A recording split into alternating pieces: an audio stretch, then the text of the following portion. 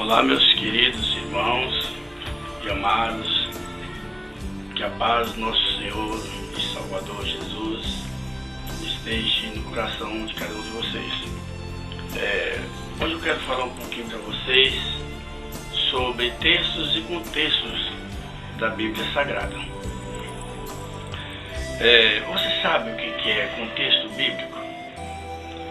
Eu acho que pouquíssimas pessoas sabem o que é contexto bíblico. Conhecem mais o texto, mas o contexto são pouquíssimas pessoas que conhecem. E sabe por quê? Muita gente, mas muita mesmo, não sabe o que é contexto bíblico. É porque nos templos aí nas igrejas, os pastores eles não costumam ensinar os seus membros o que é contexto bíblico. Eu frequentei uma certa denominação por muitos anos, mais de 20 anos.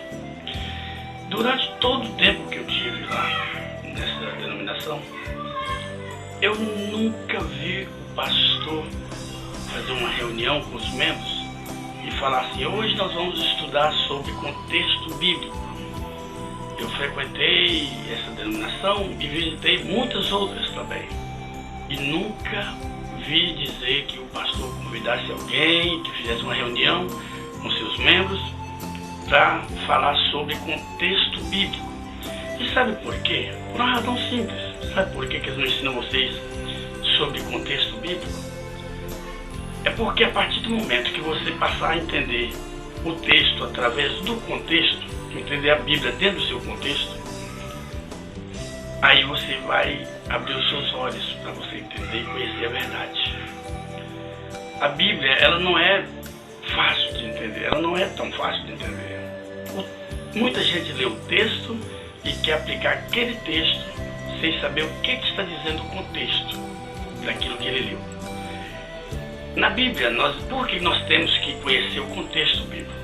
Porque na Bíblia nós encontramos Deus falando, diabo falando, jumenta falando, serpente falando, reis que foram amigos de Deus falando, reis que foram inimigos de Deus falando.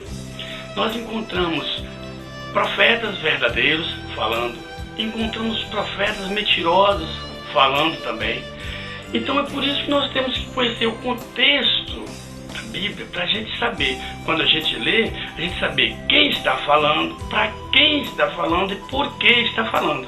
A partir do momento que você começa a entender a Bíblia nesse sentido, saber quem falou, para quem falou, por que falou, em que época falou, aí, meu amigo, ó, já era. Ninguém te engana mais. Ninguém te engana mais, porque aí o Espírito Santo vai abrir os seus olhos para você entender a Bíblia como ela é.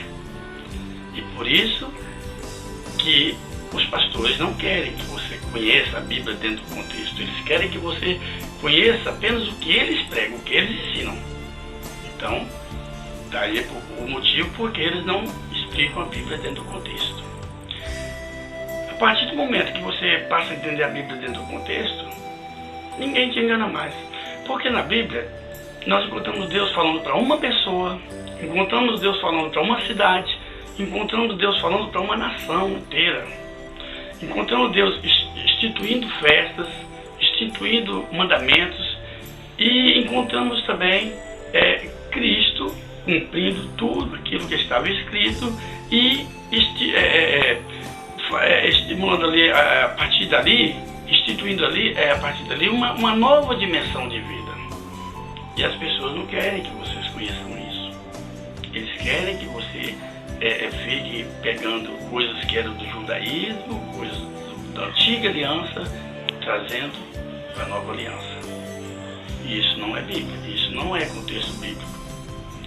As festas, por exemplo, Deus instituiu as festas para o povo de Israel. Lá na saída do Egito, instituiu a festa da Páscoa, a comemoração da Páscoa, a festa do tabernáculo, a festa das cabanas, e várias outras festas, né? As festas das primícias, a festa do Pentecostes, mas foi para o povo de Israel. Depois de Cristo para frente, depois que Cristo subiu na cruz do Calvário e que cumpriu tudo que dele estava escrito, e que ele disse: Pai, está consumado. Dali para frente, ele instituiu uma nova dimensão de vida, novos costumes. Jesus não fez nenhuma festa, os discípulos não fizeram nenhuma festa, Jesus não construiu nenhum templo, os discípulos também não construíram nenhum templo, porque essas coisas eram coisas do judaísmo, coisas da velha aliança, ou seja, do primeiro pacto, coisas da lei de Moisés. Então, nós temos que viver hoje o quê? O cristianismo, os exemplos de Cristo e dos discípulos, o que Cristo ensinou. Então, e você só vai passar a viver o verdadeiro cristianismo, adorar o verdadeiro Salvador, a partir do momento que você conhecer o contexto bíblico. Então, leia a Bíblia dentro do seu contexto, leia o texto, mas leia o contexto para você entender qual é o texto que você está lendo. Aí você vai saber quem foi que falou, para quem falou, por que falou, aí você vai passar a entender a Bíblia.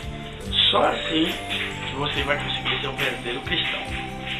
Se você começar a ler o Velho Testamento e não saber que época era aquela, para quem Deus estava falando, começar a trazer as coisas do Velho Testamento para um Novo Testamento, né, para uma nova dimensão de vida que Jesus instituiu aqui na Terra, ou seja, na época agora da graça, você vai misturar a sua mente toda e vai ficar aquela mistura como se fosse uma sopa, uma mistura, trazer coisas do velho, o novo, coisas do novo para o velho, coisas que Deus não falou, você vai dizer que falou, coisas que Deus não aprovou, você vai dizer que Deus aprovou, né?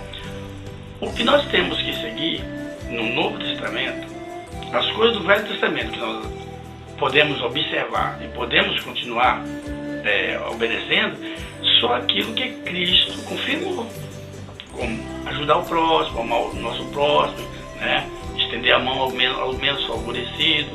A verdadeira religião é essa. Tiago 1,27. Visitar os órfãos e as viúvas nas suas tribulações.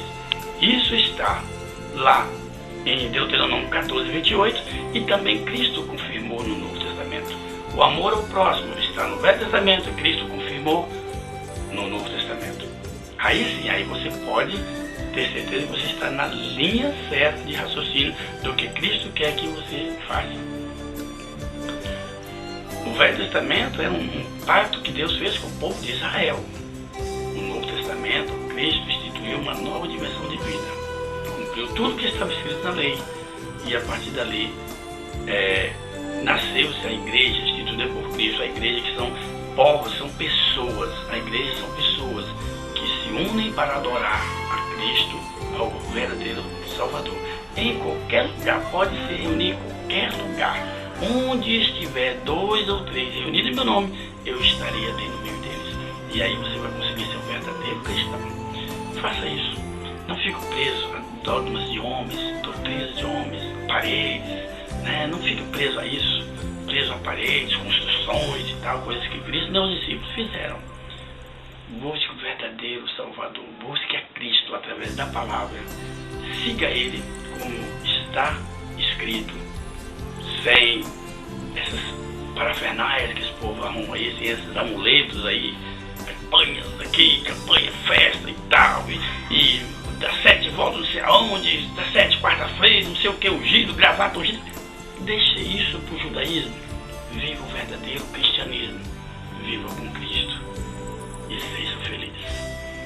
Que a paz do nosso eterno e poderoso Deus esteja cada dia mais no seu coração.